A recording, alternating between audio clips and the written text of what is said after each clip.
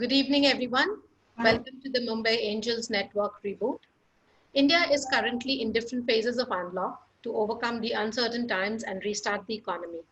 In this edition of Mumbai Angel Network's reboot, we are geared to talk to four sectors who have emerged as game changers. The sector in focus today is intelligent manufacturing systems. The session is divided into 40 minutes of panel discussion and 20 minutes of Q&A. Do send in your questions to us during the chat. Our team will curate them and we'll try our best to get them answered by our team. Our panelists today are Arindam Lahiri, CEO, Automotive Skills Development Council. A passionate professional with a career spanning 28 years, his initial 10 years was spent in the manufacturing sector, followed by 18 years of experience across domains in education and training. Arindam started his career with Maruti Udyog, received global exposure at Honeywell Inc., and had an entrepreneurial stint as director and co-founder at Career Launcher India. Last assignment was with the education division of HT Media Limited. Niladri Shekhar Datta, Director, Digital India and Middle East, Deloitte. Niladri is a seasoned professional with close to 16 plus years of global consulting experience with a special focus on ops and transformation consulting for top-tier telecommunication operators. He has delivered close to 50 plus engagements around telecom, ICT, digital markets and markets across Europe, Middle East, North and Central Africa, APAC, India, and New Zealand. Dr. Rakesh Sinha, founder and CEO, Reflexive Supply Chain Solution. Dr. Sinha has worked with Godrej Consumer Products for almost 4 decades, with leading roles in marketing, in manufacturing, projects, supply chain, strategy, and IT. His experience spans across several countries, including India, US, Indonesia, Africa, Argentina, and Chile. He was the global head of supply chain, manufacturing, and IT before his superannuation. He holds the distinction of being the first doctorate in supply chain management in India. The session will be moderated by Sunil David, Regional Director, IoT, AT&T. With 26 years of experience, Sunil is responsible for building the IoT strategy for the India and ASEAN regions. This includes working with various internal stakeholders to ensure successful execution, working on building a robust partner ecosystem for AT&T in the entire IoT value chain of devices, platforms, and applications, and also working on a number of marketing initiatives to help enhance the AT&T brand in the IoT space. I would like to thank our panelists for their time and giving us and our audience this opportunity to learn from their experience and insights. Over to you, Sunil. Yeah, thank you so much, Shilpa, and good afternoon to all the participants who've joined us virtually. Warm welcome to all the panelists. At the outset, I would like to thank Mumbai Angels Network for giving me the opportunity to moderate this e-session on a very, very relevant topic. How do you reboot manufacturing? Let's talk intelligent manufacturing. Manufacturing as an industry has been a very, very important contributor to India's economy. It's been contributing almost 17% to India's GDP. And there have been various initiatives in the past on part of the government, be it the Make in India initiative in 2014.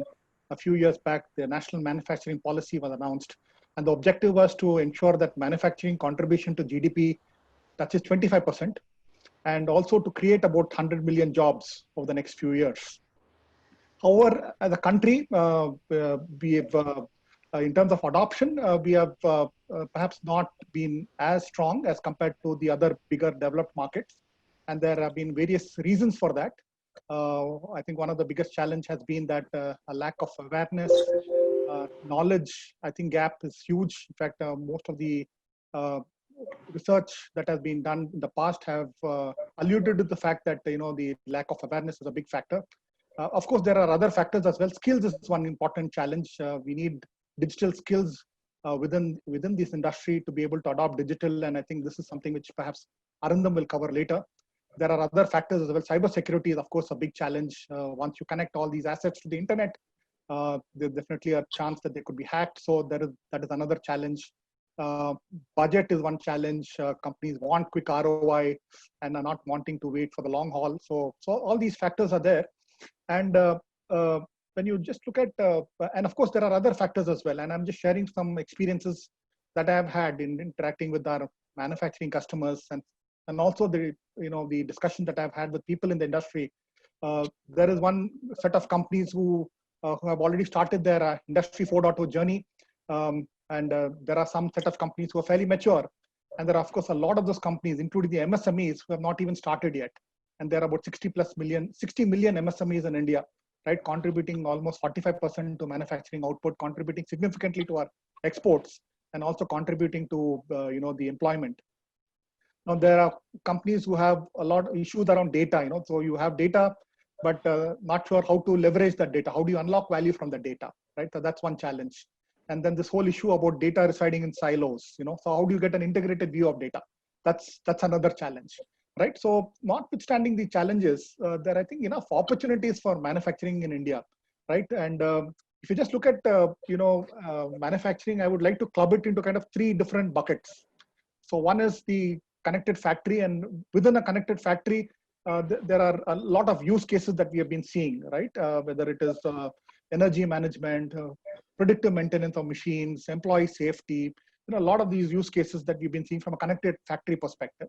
Secondly, when you look at output of the factory, right, products which are being made, now we are seeing a lot of the manufacturers wanting to build connected products which have compute and storage capabilities to make them intelligent, so that you can monitor them remotely and do troubleshooting. And also, more importantly, to be able to understand how customers are using these products, right? Because at the end of the day, you want to improve customer experience. And how do you do that? By extracting data in terms of how the customer use it, and to be able to offer services and features that are more tailor-made to that customer requirement. And third, and most importantly, is the connected supply chain. And I think here again, we're going to get Dr. Rakesh to talk about it, because supply chain was very badly disrupted during the pandemic. And the need now is for trying to build a more resilient supply chain, a lot more visibility in supply chain. And for a manufacturer, it's just not visibility into tier 1 suppliers, but also tier 2 and tier 3 suppliers, right? So now we are talking about concepts like digital twin, digital twin for supply chain. In fact, the digital twin concept can even extend to a plant as well, or even a process, right? Now, post-COVID, what's happened, right? So while the initial set of use cases would still be relevant even in today, but we are seeing a few trends that are emerging, right? So we are seeing a lot of emphasis on a focus on employee safety and health, right? Because people coming back to the factories, the need to use solutions like, for example, thermal scanning to measure temperature, and then you want to ensure that social distancing guidelines are adhered to when people come back to the factories, right? The monitoring of health of people using smart wearables. So employee safety and health is very, very important. Secondly, remote operations, right? And with limited people coming to the factories, the need to monitor, your operations, right? To monitor your machines real time. So that definitely would emerge as a very, very good use case going forward. And even the need to service your products which are on field remotely, right?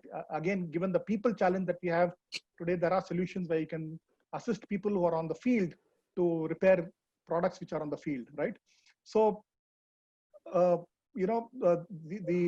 challenge, of course, being that with the manufacturing industry going through this very rough patch, there is an expectation from the manufacturing industry also on the part of solution providers to come up with very innovative solutions, right?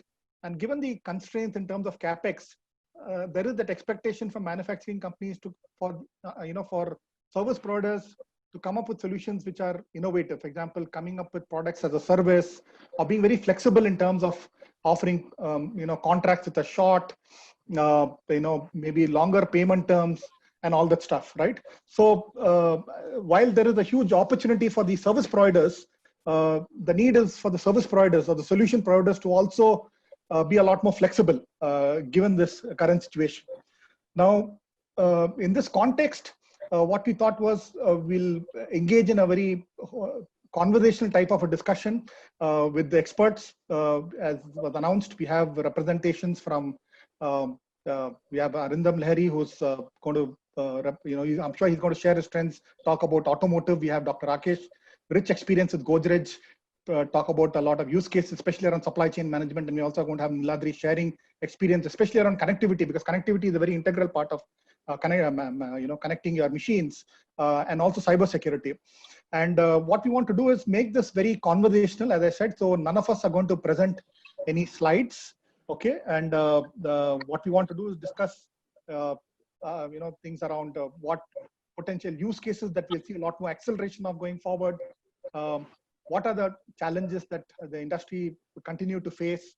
Are we going to see a lot more automation happening? Because you're talking about intelligent manufacturing. So the need is to automate a lot more functions within the manufacturing shop floors, be it using AGVs or using robots, right? So we're going to talk about all this stuff.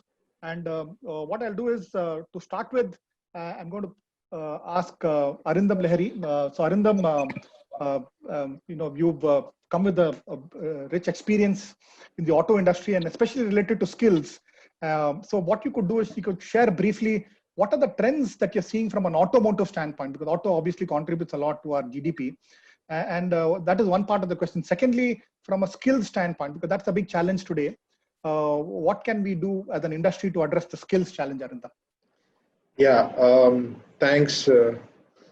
Thanks, Sunil, and thank you, Mumbai Angels, for inviting me to be part of this interesting panel. I hope I'm audible, and Yes. yeah, okay. So, yeah, I think what you've shared, Sunil, in terms of context setting, I think is very important for us to understand. And as a country, we're not so much a manufacturing country. We're much more a service-oriented country, so to say. But thankfully, within the manufacturing, I think automotive contributes to about 50% of the manufacturing contribution to the GDP. So that's where probably a lot of experiments today is happening, and I think in our journey forward post-COVID era, this is where a lot of our experimentation has to succeed. And we need to emerge stronger, as you rightly said, that in terms of taking our GDP to the 5 trillion mark. We're looking at a GDP contribution from manufacturing of about 25%, which needs a very, very significant growth in terms of manufacturing, and will have to be surely led also by automotive.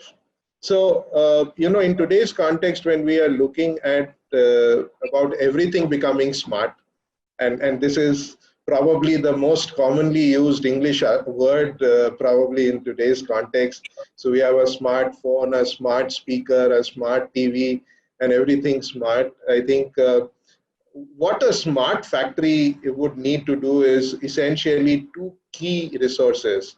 And that's not rocket science. One is that you need to have smart equipments, which will be led by your IIoTs and robots and stuff like that.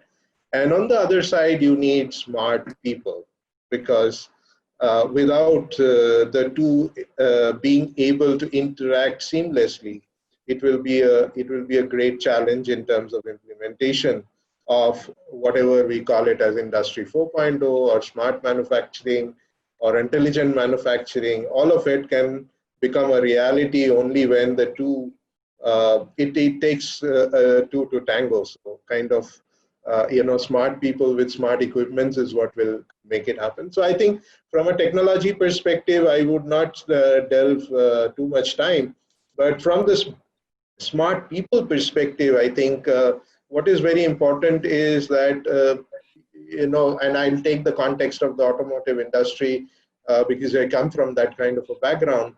The automotive industry is kind of looked at as dirty, working with grease and, hard work, which a standard urban Indian youngster never aspires to be part of, and given all the, value that they derive out of IT, telecom, which are more like, the hip thing, the cool thing to be part of, is what the youngsters today kind of aspire to be. But we see a great opportunity where these two segments are going to come together in the automotive space. So we are not only talking about smart cars which are connected, semi-autonomous. We're talking about smart tires also, who can actually tell you how much will they survive till they kind of get the next tire pressure checked. Tire pressures are on board actually in smart tires. So we see a lot of smartness coming into the whole traditional image that automotive industry has had. And therefore, I think it's important for us to see that we get some smarter people to come on board, because that's what will make this industry go forward. Because we are talking today about integration of analytics, we're talking about integration of machine learning. We've looked at, very simple things like, maintenance of machinery.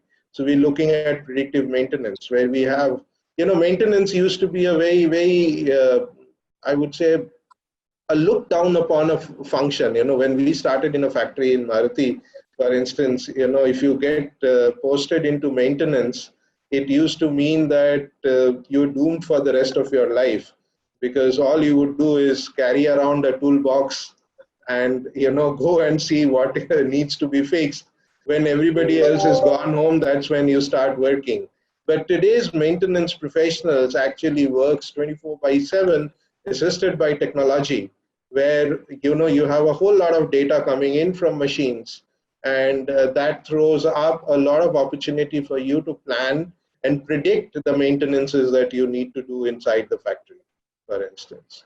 But you need that kind of a background, that kind of an education in terms of skilling yourself to be able to handle that situation.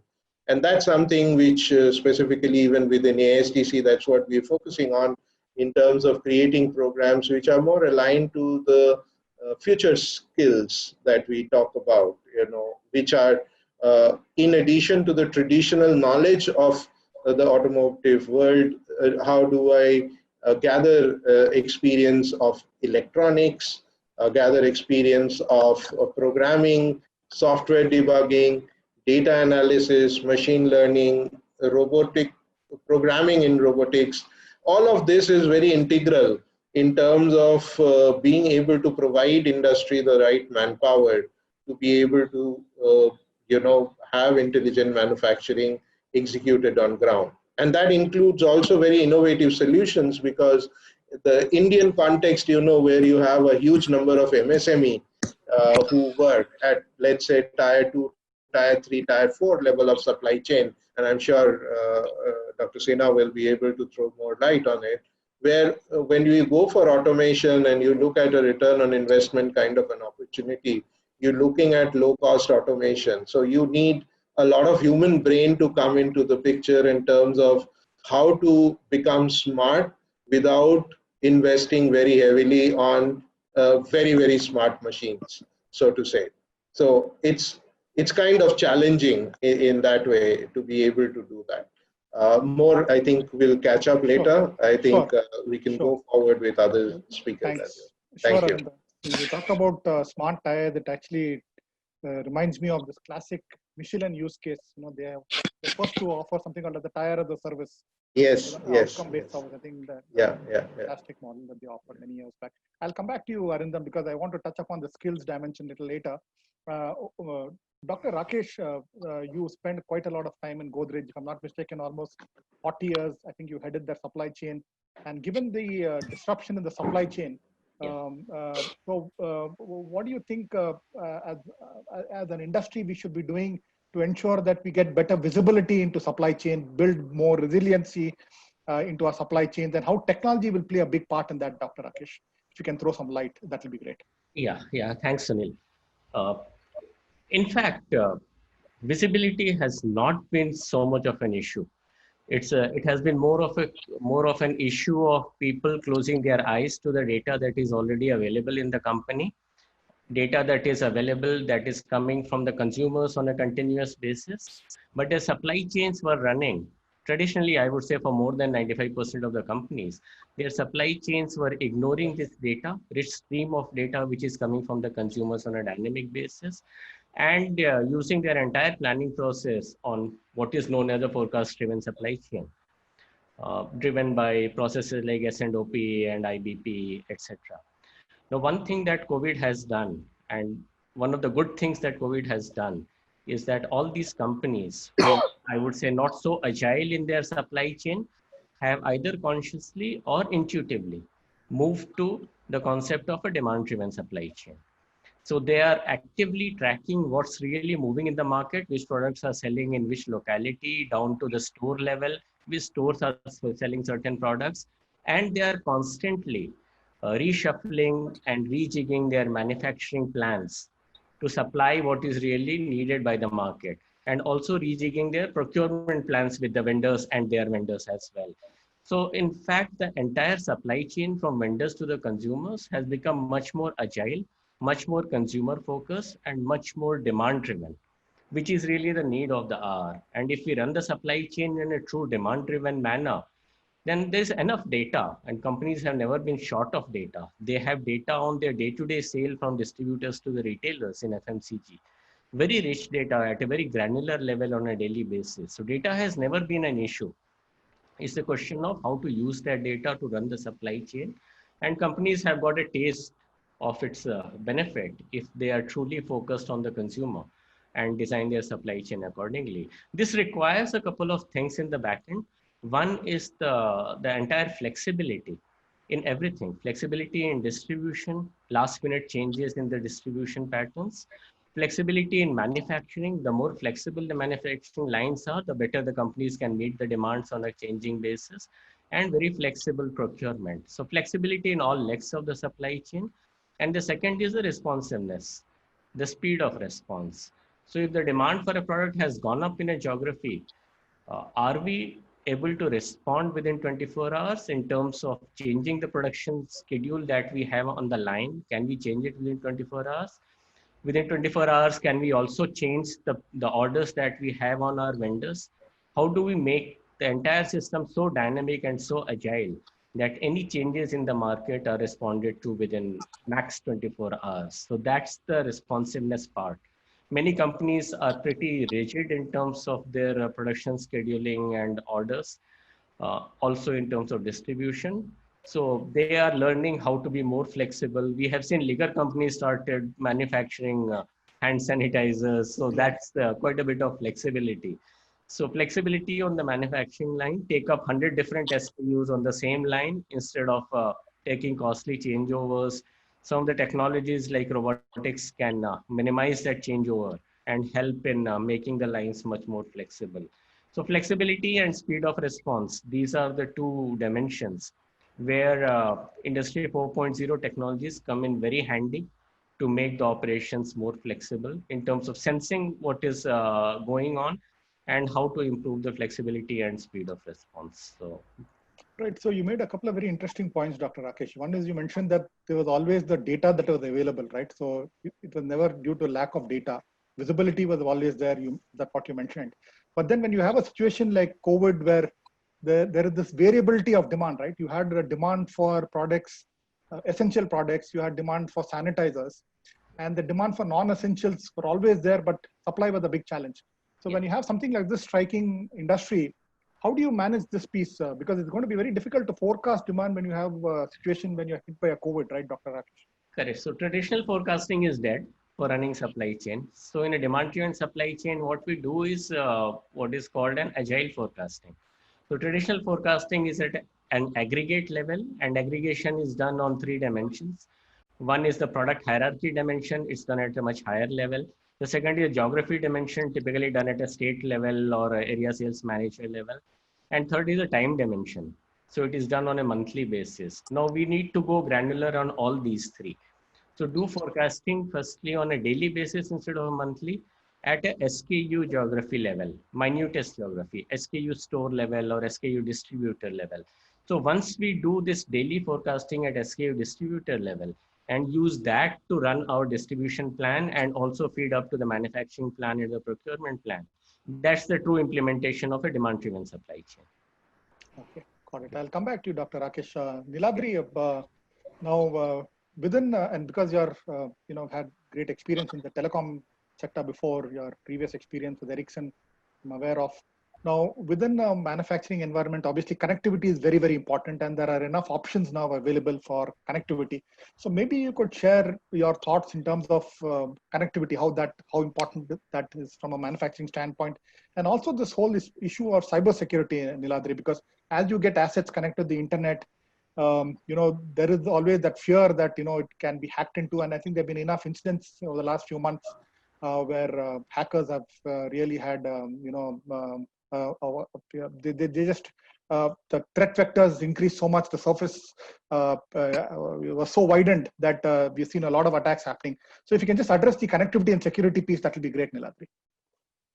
Thank you, and I hope I'm audible to all of you. Yes. I think it's a great pleasure to be a part of this esteemed panel. I think a great learning for me as well in the hindsight, and I think I'm like the brick and mortar industry is all about dirt and mud, and all of that, and the telecom and the high tech industry is really the happening thing. Good to hear such thoughts, sir, because I think world is changing, and there is a very key convergence happening between the digital and the physical industries that we operate in, and I think telecom is one of the enablers. Happy and very fortunate to be a part of this telecom industry. To answer your question, Sunil, I think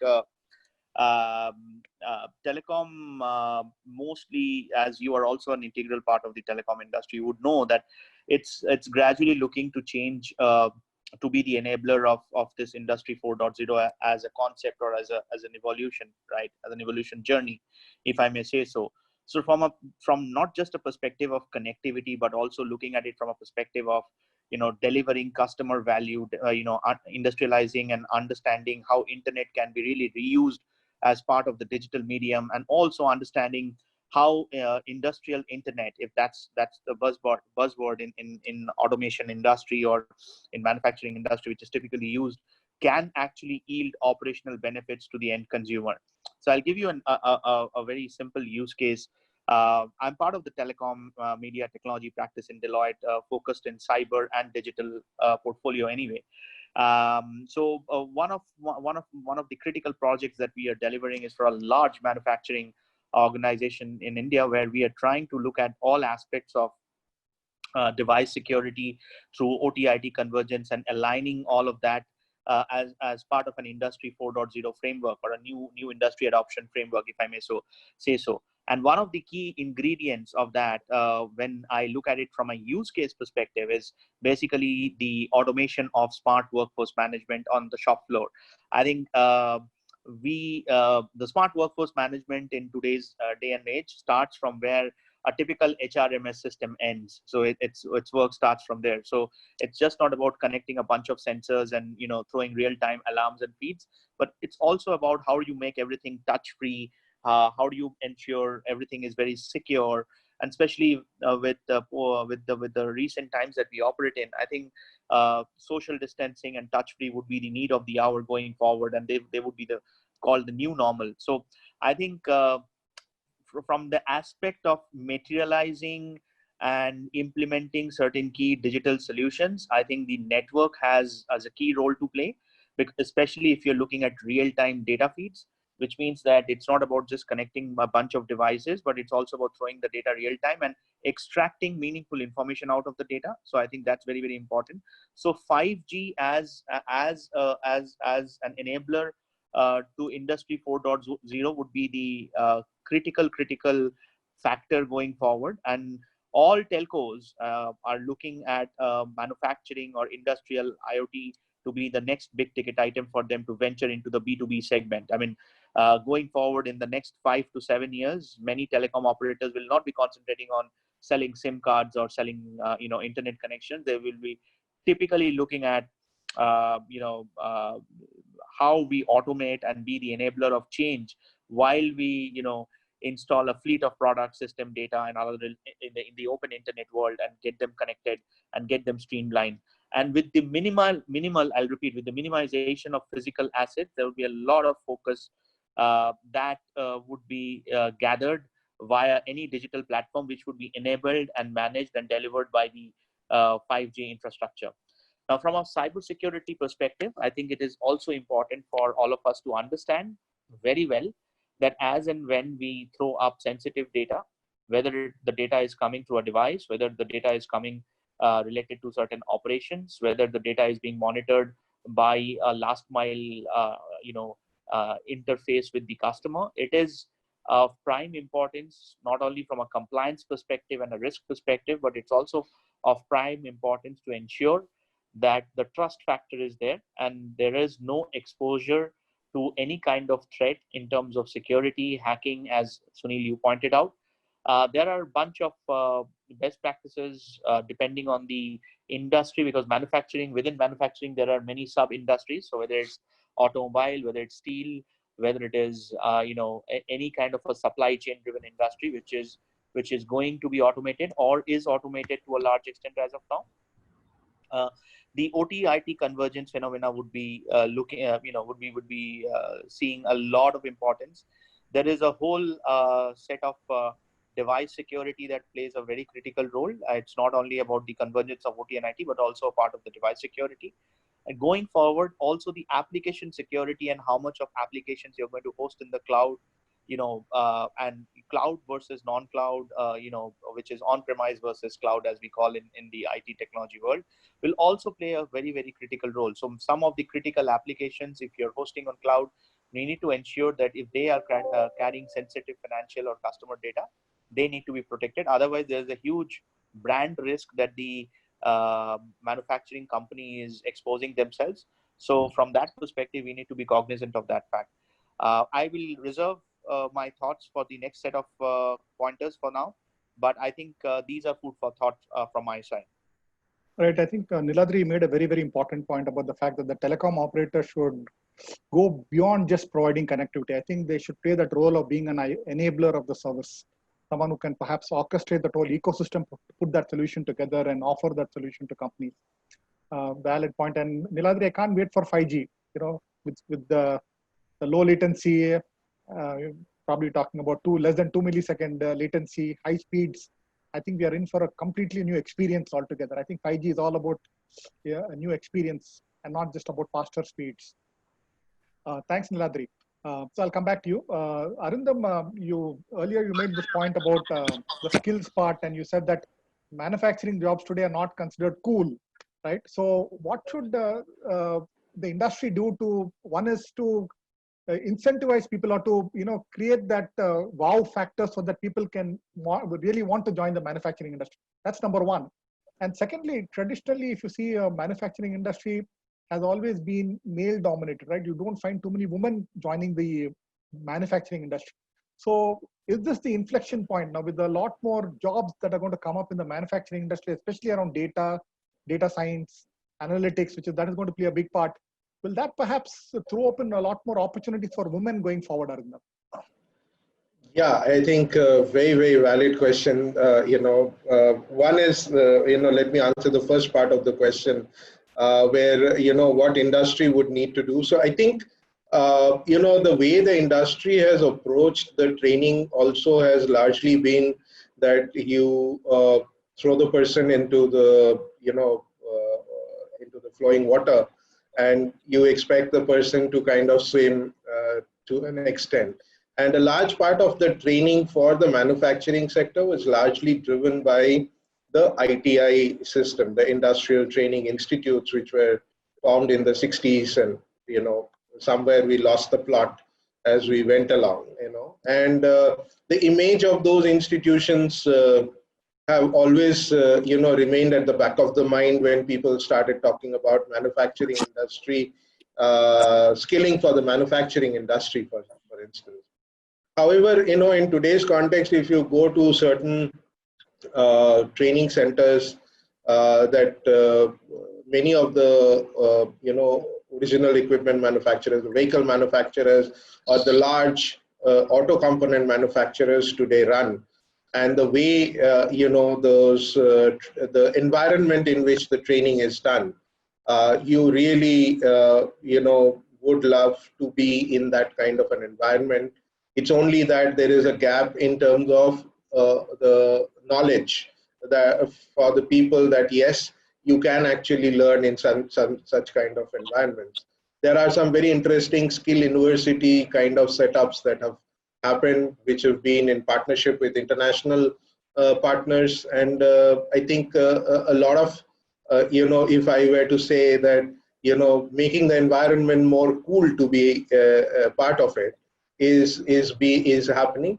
At the same time, I think there is also a focus on digital learning applications. So integration of augmented reality, virtual reality modules in terms of the learning process itself also makes the whole process slightly more attractive for the youngster to be part of this learning system. The other part of your question in terms of women coming into the workforce, and in the automobile industry, the only place where we see women working typically are on the sales side, the dealership side. If you talk about manufacturing as well as service, there's very little gender parity that has been there in terms of traditional way of looking at things. One, of course, because we are seeing a lot of merging of, as I said, electronics, software, and the likes going forward, integrated into the automotive industry, we would expect more women to come on board.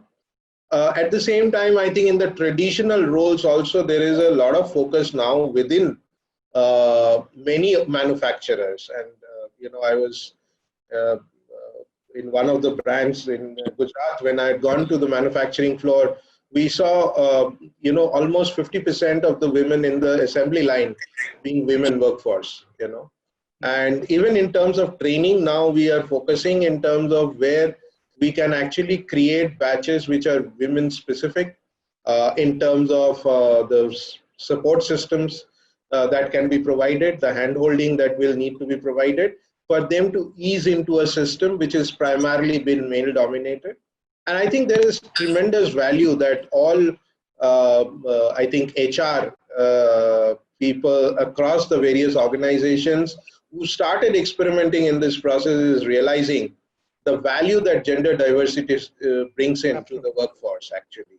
And that's something which I think it's one of the major changes that I anticipate happening in the automotive industry going forward. And as that happens, I think it will be a fantastic opportunity for the automotive industry to grow.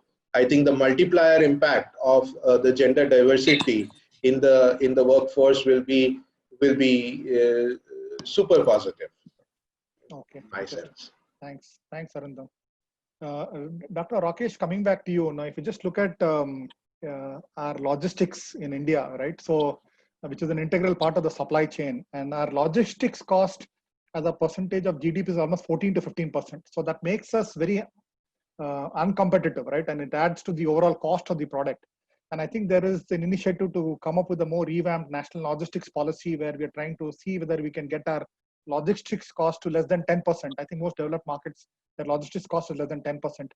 And of course, there are a lot of dependencies, right? I mean, see, there are fleet vehicles carrying stuff from one place to the other. The dependency on ports, places where the goods come, and then you're sending stuff. So, in your view, as a country, what perhaps we should be doing in terms of trying to see whether we can use technology to reduce our logistics cost, Dr. Rakesh? If you can throw some light on this, that would be great. Yeah. So, firstly, let's put it in context. Mm-hmm. India is a vast country. So compared to most of the European nations, for example, India is pretty big.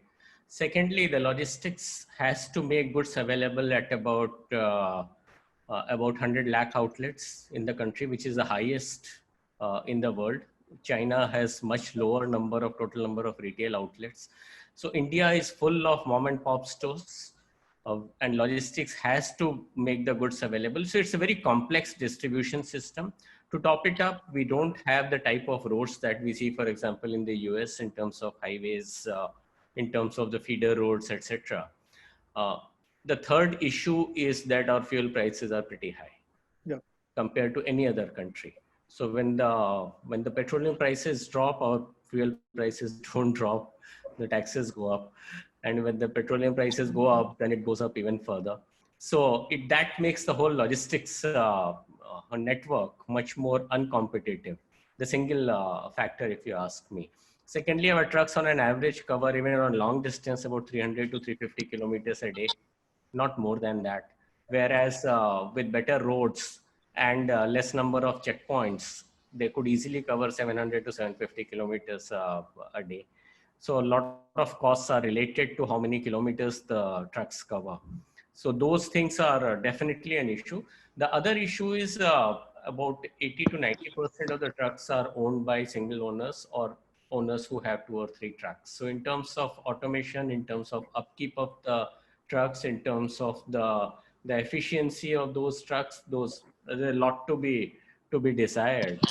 But of late, we are seeing some of the technologies like track and trace coming up pretty well, and it helps not only in giving full visibility as to where the consignments are, but also telling the consignees when the goods are likely to reach, so that the same truck can be used for onward transportation of something else.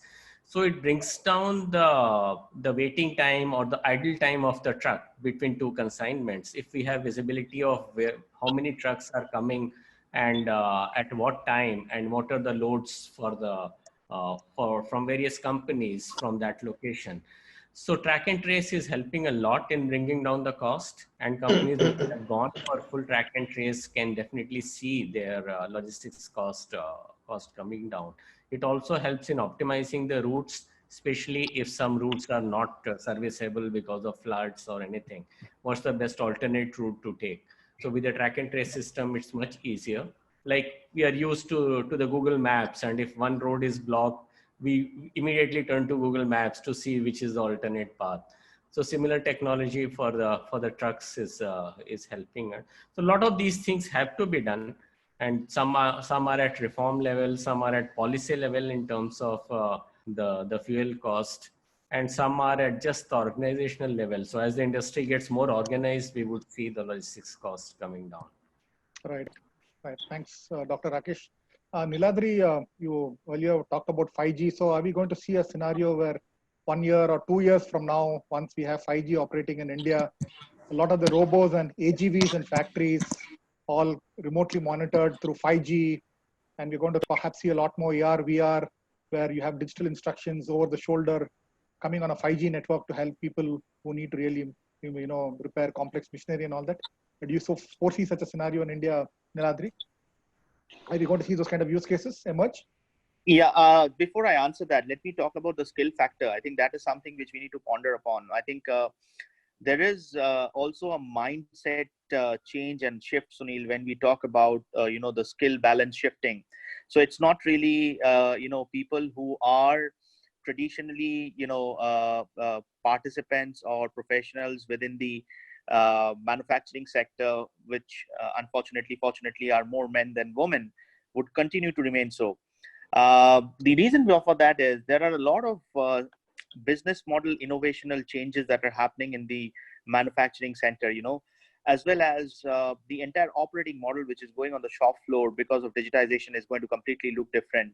If you look at it from a perspective, reskilling and empathy, which is going to be the key, would be the need of the hour. And I think women or the female would have a much greater part to play, especially when you're looking at concepts of design thinking to be implemented in the supply chain. And this is my personal belief. Maybe I am being a bit biased, but I'm and it's completely personal. But I'm just saying that I think that if you have the right balance, not only just because for the sake of having gender diversity, but in true business sense and in true operational benefit sense, if you have a fine balance between men and women, reskilling into the new digital skills per se, and I just used one of them as design thinking, implement some of those concepts in the shop floor to reorient your supply chain within the entire manufacturing sector, you would be eventually reducing your total cost of ownership and will render great customer satisfaction value. Okay, so just wanted to make that point. Sure. Coming to the point on 5G and whether robots would be walking in and we would be in the whole alien era, no, it won't be that soon. However, you would see RPA concepts like RPA getting significantly commoditized, if not with one robo, or at least if not with hundreds of robots on the shop floor, but at least maybe 20 to 30% of robots, covering a significant portion of the operational workforce. Smart workforce management can also be implemented, as I said earlier in the discussion. It's going to be either driven by RFID sensors, or touchless access cards, real-time feeds of drones, etc., which would be also taking care of a large aspects of security and vulnerability which you might be exposed to. So yes, and if you want to connect all of this seamlessly, which is people, process, technology, and data seamlessly, I think 5G would be the need of the hour. Yes, in terms of data speeds, etc., Sunil, you and me both know that 5G is almost 20 times, at least 20 times faster than 4G. 4G, yeah. So for the naked eye, if you ask any person who would have a smart device at his fingertip, which would monitor real-time data for production plans, supply chain inventories, etc., it would be a great added value, and they would not deny it. But the fine balance would come, at what cost? So Yep. if you want to, really invest, what is the extent that you want to invest? How much you want to invest? What are the areas that you want to invest? And that's where I said some of these approaches would be many easily streamlined by a balance of incorporating a few digital skills versus the traditional skills. And that's where I think the change need of the digital operating model would play a very, very significant role in the manufacturing sector. And I think one of the key ingredients also would be to see how this operating model actually supports the next generation business model. Because if you have a business model which is very traditional and you have all the gizmo jing bang into your digital ecosystem through your operating model, it's not going to work. So you are actually going to change from the top, right from the C levels down to your shop floor executives. And you also need to adapt to the changing needs of the business model. So it would actually get driven from the top rather than from the bottom. Cultural aspect also needs to change. So there needs to be a fine adaptation of welcoming some of the new ways of working. The classic problem that arises in a manufacturing setup, if you're replacing it with a bot or with some kind of an automation in place, there is a huge cultural mindset issue where people, and I've seen with all my customers whom I've worked predominantly in the manufacturing or maybe in the heavy engineering side, being in consulting, that's one of the advantages that you tend to work across sectors. And they are very, very repulsive to any technology adoption because they think that that's going to impact their job. And I think that mindset needs to change, and that mindset needs to change only top down. It cannot happen overnight by implementing certain key things on the ground. Right. Thanks, Niladri. I think you brought a very important point about the cost for 5G, because today India, the spectrum costs are, I think, the most expensive in the world. And Yeah. I think if there is an initiative to reduce that spectrum cost, and if that reduces the cost of capex for operators and even the auction cost, I think that will make it very affordable for consumers and industry as well. We have one question from the audience, and I'm going to pose this to the panelists. Anyone can take this. So this is a question from Mr. Gopal Krishnan. He asks, we find the industry, especially SMEs, are slow to adopt automation like Industry 4.0. Even large companies are not willing to invest. Any specific actionable insights and views on what startups in IoT space do for faster adoption? Arindam or Dr. Rakesh, one of you want to take this? Yeah, I can give from the user's perspective. Firstly, it's wrong to compare India's adoption with the Western world because of two key reasons. One, the cost of capital here is about 3 times higher than the cost of capital in the Western world. Secondly, the cost of labor is 1/5 or 1/6 of the cost of labor in many countries. So there's a factor of 18 to 20 anywhere near that. So many projects which are easily cost beneficial in Western world won't be so cost beneficial, take time for India to adopt. But let's keep that aside. I have seen that the Industry 4.0 adoption is high where it's not linked to cost reduction. We don't use these technologies for cost reduction. There are 3 specific areas where these technologies are extremely useful. One is for quality improvements, where some of the things like computer vision are extremely useful. The second is improving flexibility in the operations that we discussed earlier, makes the supply chain much more agile. So flexibility in manufacturing, where the setup times between changeovers are high despite using concepts like SMED. So robotics can bring down that setup time, especially end of the line packaging, etc., to zero. So making the line much more flexible. The third is the speed of response. So how quickly, especially in the, if you see the process industry, where we need to constantly see the output of the intermediate products and adjust the inputs accordingly. So using certain sensors, the IoT sensors in the output, and giving a constant feedback loop to the input can make the entire batch much faster to come out, because we have seen in certain cases, if you load a batch into a reactor, it takes about 8 hours for the batch to complete.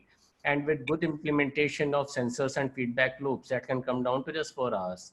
So the speed of response, the capacity of the plant, everything goes up.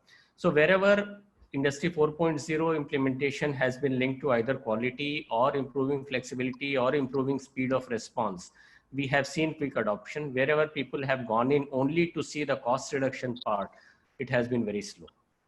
Right, interesting perspective, Dr. Rakesh, and perhaps even customer experience, right? I mean, if you're having an initiative where you're trying to build a product or a service which can impact customer experience, which can obviously impact the revenues and profitability.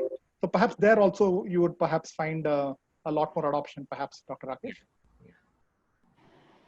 Right, Dr. Arindam, any thoughts, on this? No, I think Dr. Sinha is very kind of grilled it absolutely. I think it is very true that the adoption is dependent on quality, productivity, cost, if I may look at these three as the main parameters. So if you look at only cost, it may not work, but if you want to look at the other parameters, it will work. And in the automotive industry, there are lots of applications where the automation has already happened, because it is not necessarily just because of the cost. So you're looking at paints, you're looking at welding, you're looking at certain specific assembly operations like fixing of windscreen, etc., where the quality that you get through the automated process, you can never match it with the human levels of consistency that can be there in those kind of processes, and therefore quality suffers. And therefore, once you want to be in the global standard of quality, you don't have really an option, and that's already largely adopted. But yes, right, MSMEs in many cases would not want to go for an industry 4.0, and that may not be necessary, because if the other parameters are getting taken care of, why not necessarily go for there? You just don't adopt to industry 4.0 only for the sake of adopting it. It needs to provide you certain value, whether it is financial or non-financial value. Right, no, absolutely, Dr. Arindam. So Gopal Krishnan, I hope this answers your question. I'm taking a few offline questions now. There is this question about sustainability. Where does sustainability fit in with smart manufacturing, and what is the environmental impact? Niladri, you want to take that? The sustainability dimension. So can you just repeat that? Your voice just cut out. I just heard sustainability. So the question is, where does sustainability fit in with smart manufacturing, and what is the environmental impact? Yeah, I think there are two different aspects to this question. I think the environmental impact obviously is dependent on the industry, and the way carbon emission is creating a big havoc from an overall standpoint. I think manufacturing industry is extremely cognizant of the fact, and they're using a large part of the digital automation techniques to ensure that whatever streamlining of operations they're doing to enhance their cost and operational benefits does not impact the environment in a negative fashion. I think that's the key. Having said that, when you look at the overall, sorry, Sunil, the first part was, while I answered, I just lost the first part. What was the first part you asked?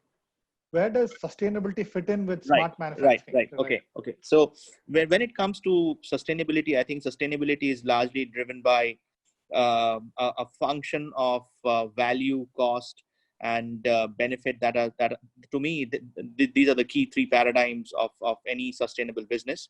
And I believe that sustainability is a function of these three parameters. So if you look at the value is basically how do you differentiate the offering that a particular manufacturing company has in any particular segment vis-a-vis the competition that that is there in the market. In terms of cost, how effective that particular company is in terms of the OPEX that are spent, whether the OPEX spends are getting reduced or increased, needs to be justified by a business decision. And lastly, the customer experience is also extremely important. If you look at customers experience and centricity, this is often a misused or maybe a lesser used term in the manufacturing world as compared to the service world. I think service world is only driven by customer experience and value more than anything else. I think manufacturing, it is taking a leaf out of the service world, and I think Boeing or is one such example where a lot of digitization has happened to increase and enhance customer centricity. I think another automobile company example, if I may highlight globally, is Daimler Chrysler. I think Daimler Chrysler is one of the great examples of having very customized, focused customer experience for sustainable operations. So Industry 4.0 is not only about implementing a bunch of automation techniques to streamline operations, but also to drive value, customer experience, and operations as an integral function of these three parameters. Yeah, thanks, Niladri. And I'll just perhaps take the last question, given that we just have 5 to 6 minutes left. And I'll address this to Dr. Rakesh. So Rakesh, the question is, to what extent does smart manufacturing allows customization? Yeah. In fact, smart manufacturing is meant to allow more and more customization. Yeah. Because one of the things I spoke about earlier is making the manufacturing lines much more flexible. So the same manufacturing line, which was making 5 different products, can now make 100 different products. It can also make 10,000 different products. The same automation would work. So high level of customization is possible if the manufacturing lines are made flexible. It depends on where we automate, which part of the operations are really cumbersome and difficult to change for producing various products, and automating that part, maybe 10% of the line being automated may give us a lot of flexibility and make the whole manufacturing much more customizable. So it fits in very well. In fact, for improving customization, we need more and more of automation, but the right type of automation. Absolutely, Dr. Rakesh. And I think every use case is unique in that sense, right? I don't think there's a one size fits all. So there's always that element of customization for any particular customer in that industry, right? Yeah. I think, Sunil, if I may add just one point here, I think the manufacturing industry needs to basically differentiate between invention and innovation. I think that is one parameter that one needs to look into, especially when you look at innovation. I think manufacturing industry is more keen to look at inventions than innovation. I think it should be a function and a balance between the two. And once you do that, you would actually be driving customer experience more than anything else. Okay, thanks, Niladri. Arindam, anything to add very quickly before we wrap up? I think, in terms of the whole customization experience, again, adoption of digital skills across the entire value chain, right from where the customer experiences it at the dealership or post sales, let's say at a service center kind of an experience, right back to the component manufacturer. So, the complexity of the supply chain being there, we're still trying to look at how do we make it a much more integrated piece. And that is where I think this entire intelligent manufacturing will play a huge value addition to the whole process. And that is where actually the understanding of the skilled manpower in terms of integrating the various skills, which includes the digital skills, the manufacturing skills, the selling skills, all of that comes in very handy. And in today's context, I think you need people who are trained much more in a overall rounded manner rather than in very specific separate silos. Right. Thank you so much, Arindam. So we have completely run out of time. There are some questions in the chat window and even some offline questions. We just don't have the time to take that. But I would just like to thank Arindam, Dr. Rakesh and Niladri for sharing your thoughts and perspectives. Very interesting discussion. I think there are enough drivers today in terms of companies wanting to adopt Industry 4.0. The cost of sensors have come down significantly. The cost of connectivity has come down significantly. So you can actually move the data to the cloud faster. Your data speeds are higher now. compared to what it was earlier. And of course, the cloud computing costs, they have come down drastically. I think the cost of compute and storage within cloud environments have almost come down significantly. In fact, Amazon reduces price like 19 times a year, is what I understand. So I think there are enough drivers for companies now to adopt Industry 4.0. And I think the question is not just to survive, but also to thrive in the new normal. So with that closing thought, I hand it over back to Shilpa Jain. Thank you, Shilpa. Thank you, Sunil. On behalf of the MA Network, I would like to thank Arindam ji, Niladri ji, Rakesh ji, and Sunil ji once again for lending their time and expertise for this session. I would like to thank the audience for their active involvement, our members for their constant support, and the backend team for curating this session. Do tune in for our next session on information technology enabled services next week on the 21st of July from 4:30 p.m. Thank you once again and have a wonderful evening. Thank you. Thank you. Thank you. Thank you.